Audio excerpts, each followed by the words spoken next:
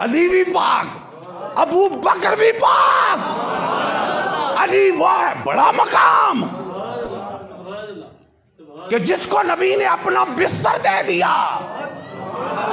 अली वो है जिसको नबी ने अपना बिस्तर दे दिया।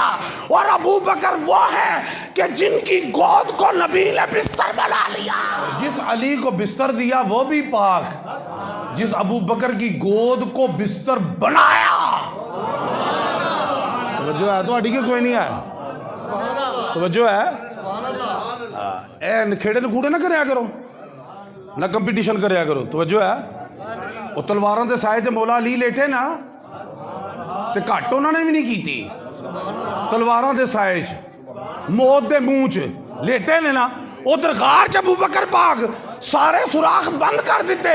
एक चड्डी दी ना, डंग मारदा कि नहीं? सानू तो मच्छर लड़े तो लत्त चुक लेने, कीड़ी लेने लत्त चुक, वो डंग एक बारी मारे, दो बारी मारे, उन्हें कहा ला तू भी टेलर वाला, पता लग जाता तू वड्डा आशक है कि मैं। वो भी आशक सी, वो भी आशक है। मैं कितनी बारी किया है कि जानवर भावें जानवर है नबी दे गुलामां नूं पहचानदे ने। नबी दे गुलामां नूं की करदे ने? गल लम्मी हो जाएगी, तुसीं मान जाओ कि पहचानदे ने। वो सब पौने 600 साल पहले चलिया उतों ईसा अलैहिस्सलाम को पुछ के, हैं वो उथे जियारत लिए बैठा है, उथे जियारत लिए बैठा है। उन्होंने हाँ तो उन्होंने पता अड्डी की दी है, लेकिन उन्होंने कहा यार ठीक है तू जियारत कर रहे कल्ले कल्ले ही, मैं भी करनी है। उन्होंने कहा ना अज मैं ही करनी है।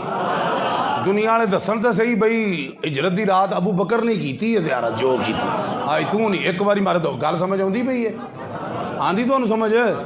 हाँ तो वो सप भी आशक सी, वो भी हजूर के दीदार वास्ते आया सी। की सी पौने 600 साल उन्हें भी वेट किया, आशक सी। की सी डक्का ला के ना अबू बकर पाक ने, भावें आशक होएगा मेरे तो वड्डा नहीं, नहीं समझ आती तुहानू? हाँ मेरे तो वड्डा, गल समझ आ रही है ना? ऐसे उम्र गुजारी। अच्छा वालद गिरामी दे मुरीदा दे बच्चे ते भी मुरीद ही उन्होंने ते अब्बा जी दे मुरीद जेड़े ने ना, मैं उन्होंने इंज एहतराम करना जिवें लोग अपने पीरां दा करदे ने। सीधी गल नहीं समझ आ रही? उन्हें फरमाइश की वो तो तैयार ही, उन्होंने कितने अब्बा जी की गल की याद आई है।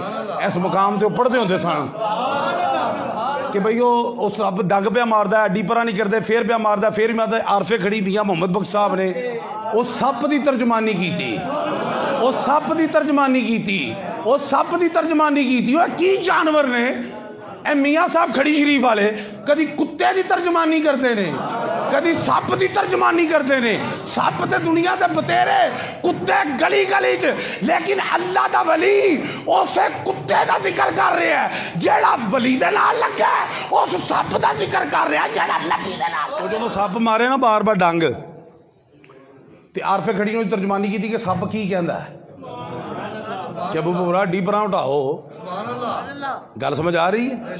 एडियां रुकावट। अच्छा उस सप ने बड़िया बड़िया रुकावट वेखिया सन जो चलिया ईसा अलैहिस्सलाम के दौर का चलिया सी, उन्हें बड़िया बड़िया रुकावट तकिया ने ना, पहाड़ वेखे, दीवार वेखी, रेगिस्तान देखे सारा, हैं कोई भी ओदे राह च हायल नहीं हो सकिया, कोई भी ओदा राह नहीं रोक सकिया। आशक जो सी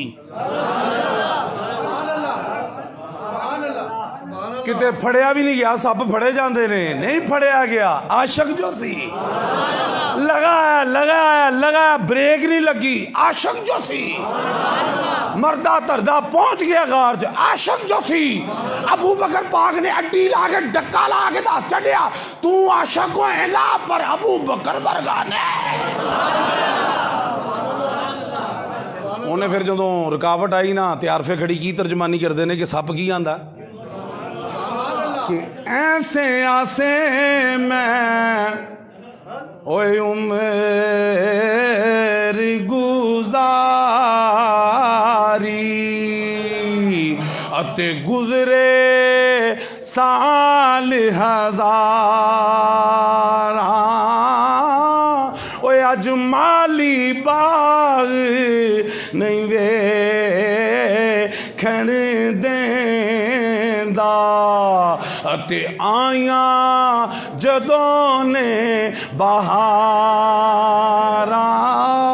600 ਸਾਲ ਖਜ਼ਾਮਾਂ ਤੱਕੀਆਂ ਨੇ। ਅੱਜ ਬਹਾਰ ਆਈ ਹੈ ਤੇ ਮਾਲੀ ਬਾਗ ਨਹੀਂ ਵੇਖਣ ਦਿੰਦਾ, ਆਈਆਂ ਜਦੋਂ ਨੇ